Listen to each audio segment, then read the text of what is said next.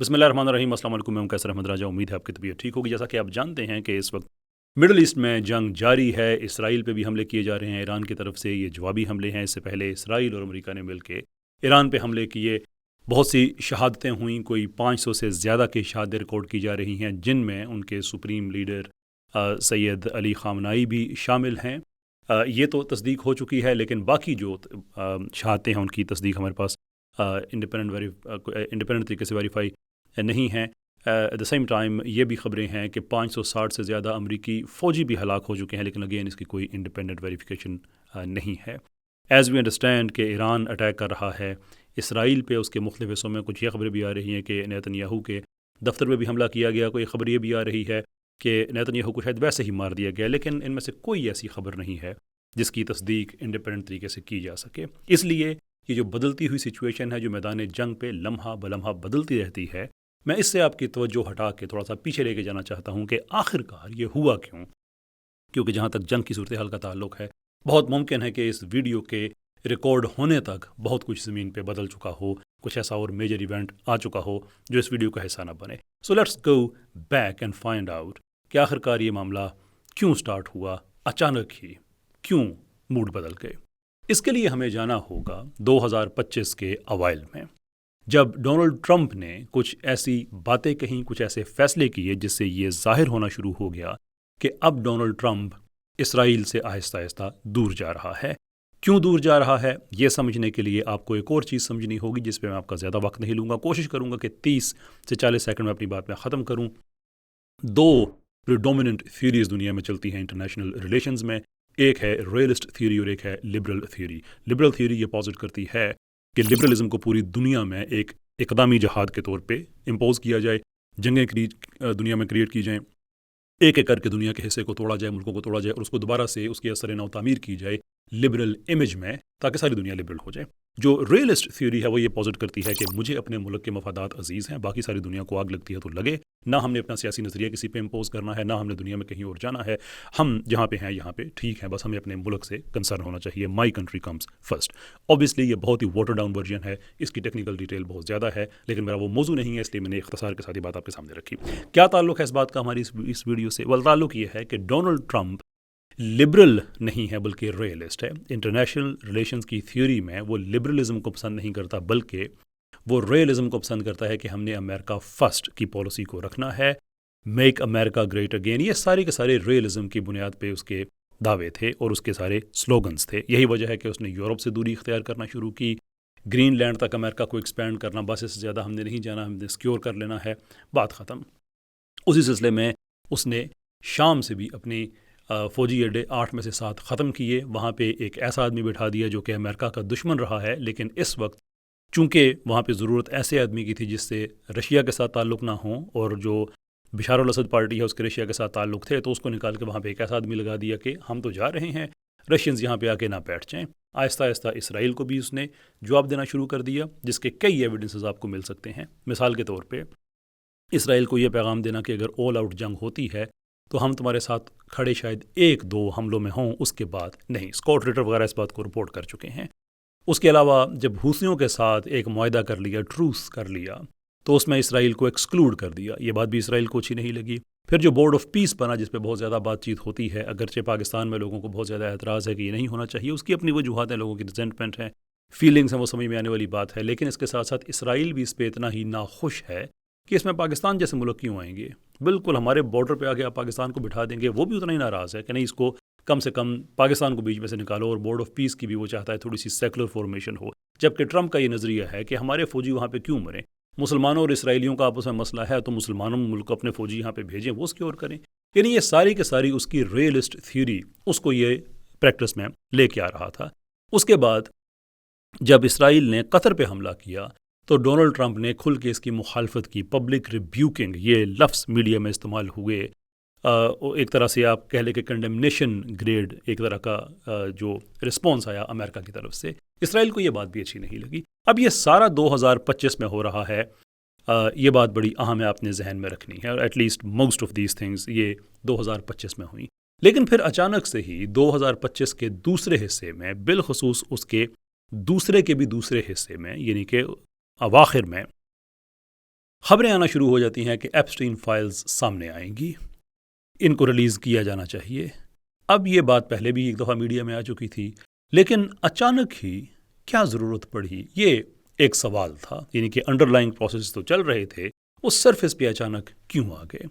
کانگریس میں 24 لوگوں نے بل سپانسر کیا اور اس کو بڑے پیمانے پہ ایکسیپٹ کیا گیا۔ ایک مخالفتی، باقی سب نے اس کی حمایت کی۔ بہت سے حمایت کرنے والے اس کے اس لیے حمایت کر رہے تھے کہ وہ سمجھتے تھے کہ جینوئنلی واقعی اگر اتنے بڑے لیول پہ کوئی فراڈ ہوا ہے لوگوں کے ساتھ، اتنے بڑے لیول پہ بچوں کے ساتھ زیادتی کی گئی ہے، وہاں پہ قتل اور کیا طرح کی کہانیاں آ رہی ہیں سامنے، تو بجائے اس کے کہ کنسپریسی تھیوریز کو انٹرٹین کیا جائے، وہ فائل سامنے آ جائیں، جس نے جو کیا ہے وہ بھی سارا سامنے آ جائے گا۔ ناؤ اس بل کو سپانسر کرنے والے رو کھنہ اور اس طرح کے لوگ جو ہیں، ان کی دونوں باتیں ملتی ہیں۔ ایک طرف جے اسٹریٹ جو کہ اسرائیلی لابی ہے، اس کے پہ بھی ان کی باتیں ان کی حمایت میں ملتی ہیں، اور دوسری طرف فلسطین کے لیے آواز اٹھانے میں بھی رو کھنہ کی آوازیں ملتی ہیں۔ سو ایک سوال تھا کہ آخر رو کھنہ کیا ڈونلڈ ٹرمپ کو پھنسانا چاہتے ہیں؟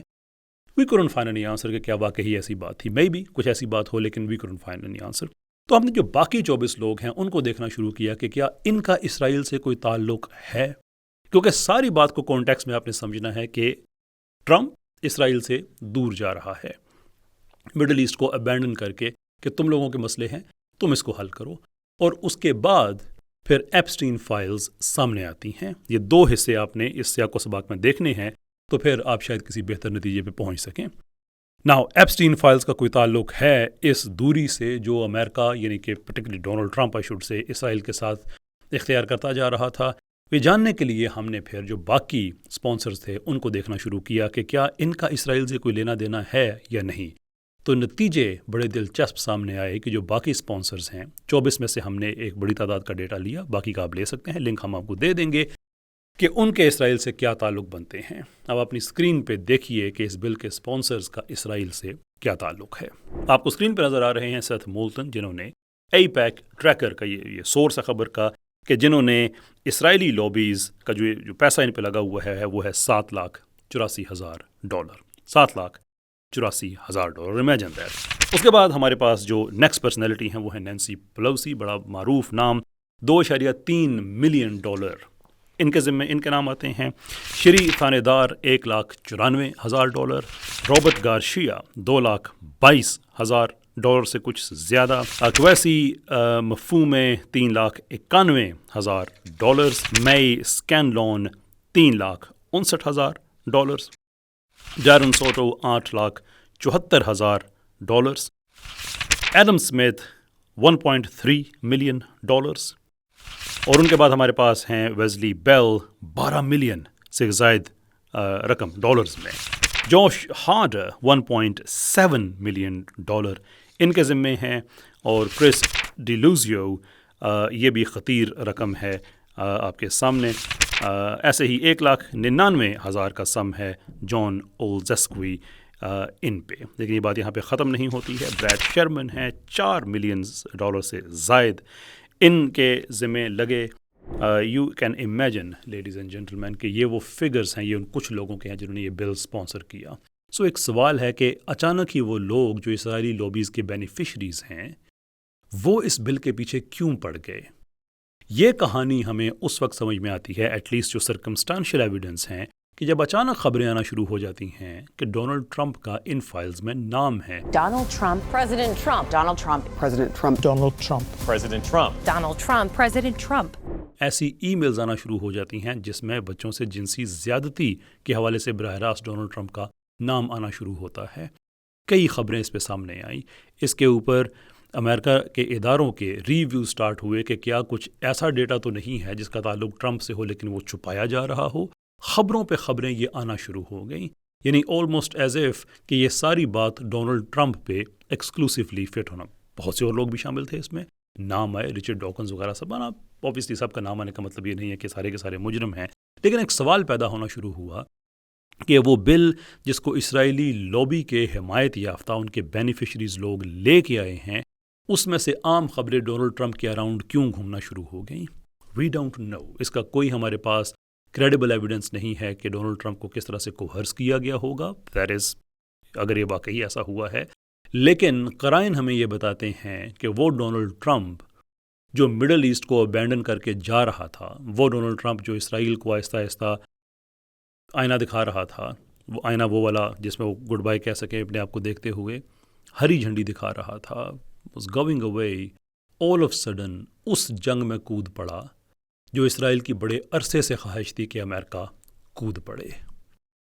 سو کیا ایپسٹین فائلز کا ایک اینگل یہ ہے کہ اچانک ہی اتنا بڑا رسک لیا گیا، بڑے بڑے نام، سائنس کی دنیا، آرٹ کی دنیا، ہالی ووڈ کی دنیا، سیاست کی دنیا، کتنے ہی ناموں کی قربانی دے دی گئی، وہ ڈیٹا ریویل کر دیا گیا، کیا صرف اس لیے کہ وہ ڈونلڈ ٹرمپ کو کان سے پکڑ کے اس جنگ میں دوبارہ لے کے آئیں، اس جنگ زدہ علاقے، اس ریجن میں، وار ٹورن مڈل ایسٹ میں دوبارہ لے کے آئیں جہاں سے وہ جانا چاہتا تھا؟ وی کانٹ سے فور شور، لیکن یہ جو کرائن ہے، جو سرکمسٹانشل ایویڈنس ہے، یہ سرٹنلی اس تھیوری کو کریڈنس لینڈ کرتا ہے۔ یہ آپ کے سامنے رکھنی انفارمیشن ضروری تھی۔ اس ویڈیو کی ڈسکرپشن میں آپ کو لنک مل جائے گا AIPAC ٹریکر کا، وہاں پہ آپ جا کے ان ناموں کو خود سرچ کر سکتے ہیں، اس سے زیادہ نام ہیں، ہم نے کم دیے ہیں۔ آپ بھی اپنی تھیوری بنا سکتے ہیں، but obviously as a responsible person میں آپ کو یہ سجیسٹ کروں گا کہ جو بھی تھیوری آپ ڈیرائیو کریں وہ کنسپریسی تھیوری نہیں ہونی چاہیے، کچھ ڈیٹا ایسا ہونا چاہیے جس پہ آپ اس کو پریزنٹ کر سکیں، بیس کر سکیں۔ یہی ہم نے کوشش کی ہے۔ باقی جنگ کے حالات سے آپ کو باخبر رکھتے رہیں گے۔ بہت شکریہ آپ کا۔ السلام علیکم۔